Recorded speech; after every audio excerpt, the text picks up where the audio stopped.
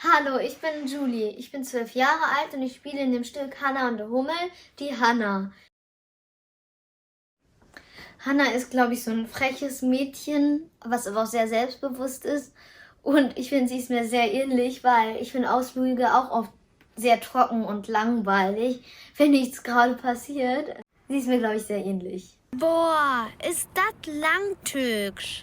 Nix als Ole Hüs.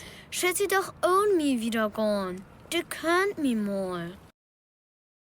Also das bei den Aufnahmen, das war echt cool. Also das war zwar sehr klein der Raum und es war ein sehr heißer Tag, aber mit Christoph und Benita, also das hat echt Spaß gemacht und auch mit den anderen Sprechern. Also die haben einem viel Mut gemacht und es war einfach ein tolles Erlebnis.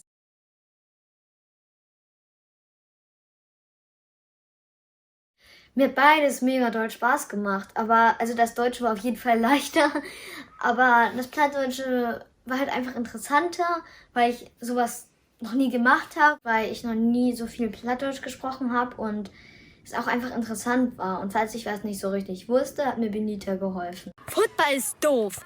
Da jacht er in Hupen Lü, achter in Bayern und hebt sie dann endlich, dann petzt sie ihn wieder weg. Ich finde es gut, dass bei dem Hörspiel einem so viel über die hamburgische Geschichte beigebracht wird. Und ich finde es echt cool, dass da so ein Stadtplan dabei ist, damit man die Route dann Schritt für Schritt ablaufen kann, genau wie im Hörspiel.